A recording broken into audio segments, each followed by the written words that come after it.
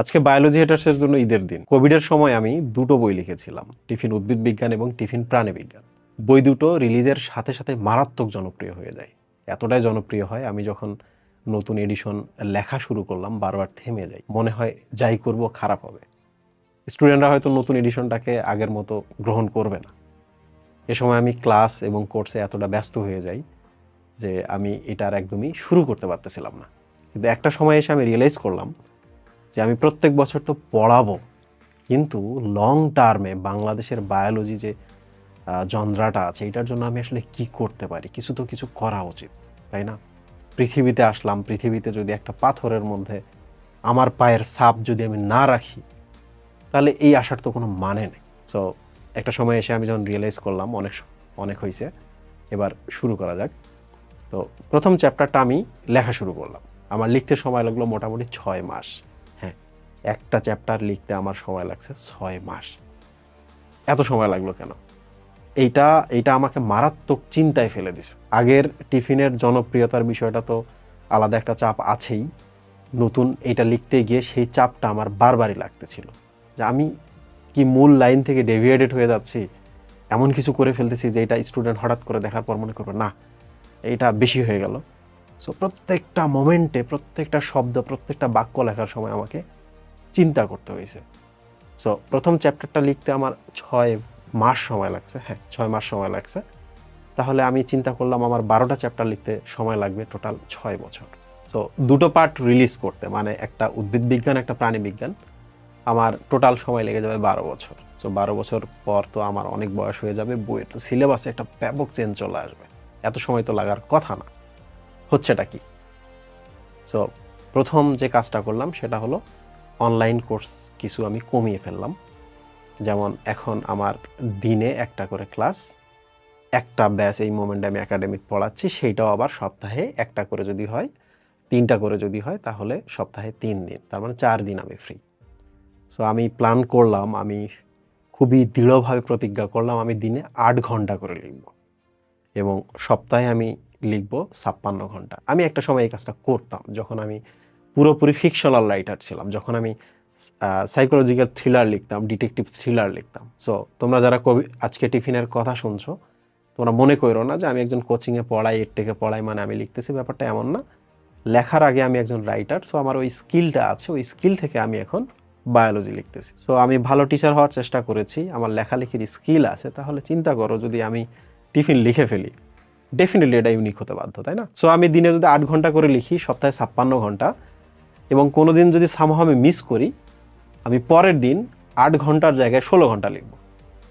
So এভাবে লিখতে লিখতে আমি আমার টিফিন যে উদ্ভিদ বিজ্ঞান আছে 12টা চ্যাপ্টার, এটা আমি শেষ করলাম।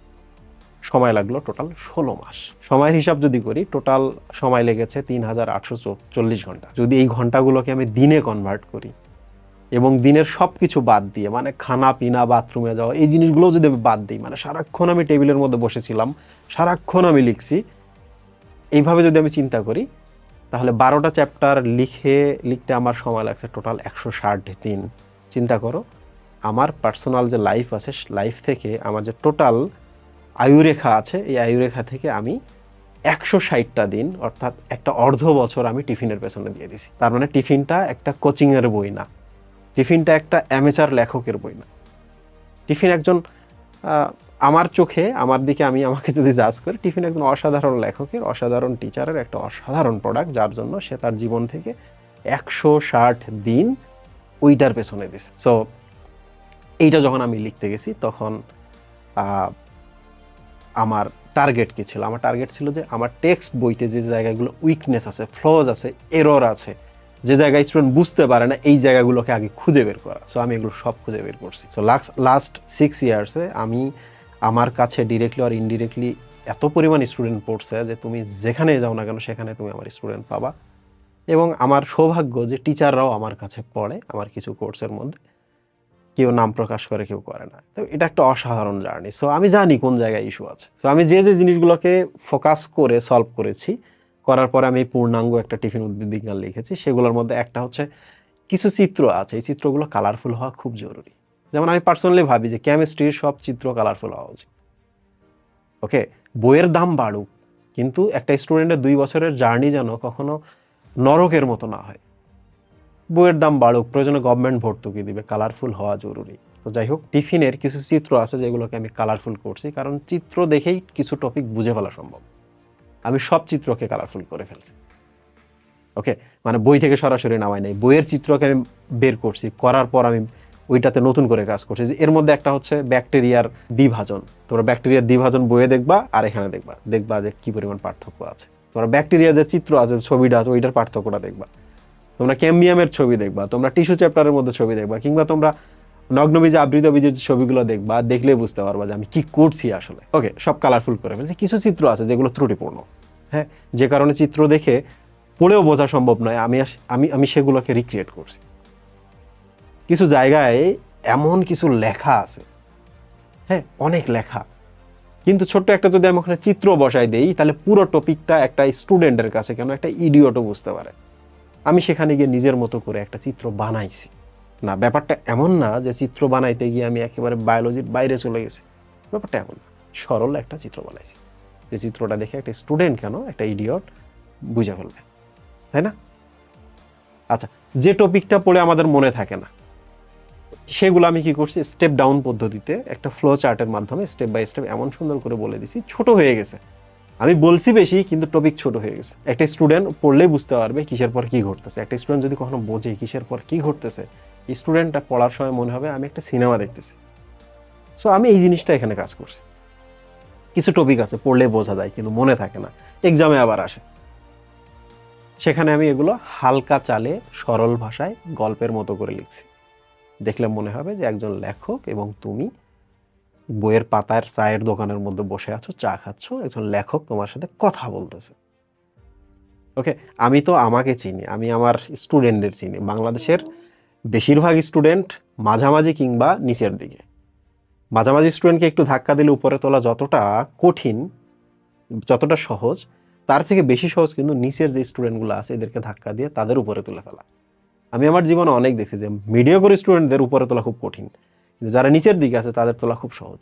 সো কিছু কিছু টপিক আছে যেই টপিকগুলো খুবই কঠিন, যে টপিকগুলো পড়লে তুমি আটকে যাবে, এগুলোকে আমি এমন করে লিখছি যে এগুলোতে তোমাকে আটকানো অসম্ভব। শত শত টপিক আছে, পড়ার সময় মনে হবে ইররিলেভেন্ট, সেগুলোকে মনে রাখা খুবই মুশকিল। আমি সেখানে ছোট ছোট করে লজিক দিয়েছি, লজিক বুঝলে কে ঠেকাবে। ডটগুলো ফিল আপ না করলে বায়োলজি বইতে আগানো খুব মুশকিল। আমি সেই ডটগুলো সব কানেক্ট করে দিয়েছি। বইয়ের ভেতরে এমন কোনো শব্দ নাই যে এটার অর্থ এবং কনসেপ্ট বইতে লেখা নাই, এবং এটা একটা ডিকশনারির মতো তোমার মনে হবে। সো একাডেমিক বোর্ড এক্সামে কিংবা মেডিকেল ভার্সিটি পরীক্ষায় আমার স্টুডেন্টরা টপ করে মানে ফার্স্ট সেকেন্ড হয়ে যায়। সো একই সাথে আমি ওই স্টুডেন্টের জন্য এবং যারা করতে চায় এমন রেজাল্ট তাদের জন্য এমন করে আমি টিফিনটা লিখছি, টপিকটা তো তারা বুঝবেই, তারা আরেকটা জিনিস বুঝবে কেমন করে পড়তে হয়।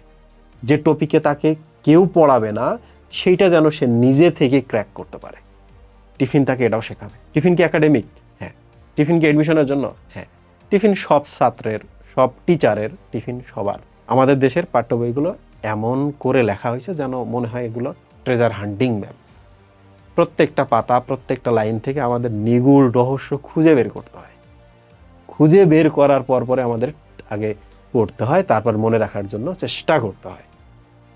এর একটা কারণ আছে, যারা এই বইগুলো লিখছে তারা কখনো স্টুডেন্টের ফিডব্যাকের উপরে কাজ করে না। হ্যাঁ, আমার কথাটা খুব কঠিন মনে হইতে পারে, কিন্তু আমার এক্সপিরিয়েন্স, আমি তোমাদের অনেক আগে থেকেই স্টুডেন্ট এবং আমি তোমাদের থেকে অনেক বেশি স্টুডেন্ট পড়াইছি এবং এই বইগুলো আমি অনেক বেশি বার পড়ছি। আমি জানি আসলেই তারা এটার উপরে কাজ করে না।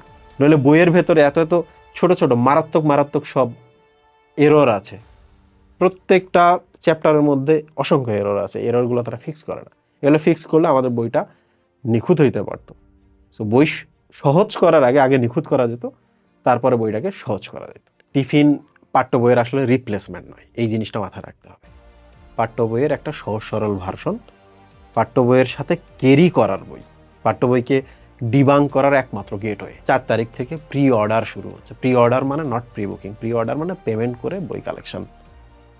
বাংলাদেশের বায়োলজি ইতিহাসের এই চমৎকার জার্নি যদি এক্সপিরিয়েন্স করতে চাও, তোমাকে টিফিনে আসতেই হবে। হ্যাঁ, আসতেই হবে, কারণ আমার স্টুডেন্ট লাইফ হোক কিংবা এর থেকে টিচিং লাইফ হোক কিংবা আমার লেখক জার্নি হোক, বাংলাদেশের ইতিহাসে কখনো এমন বায়োলজি বই আসেনি জি, আসেনি।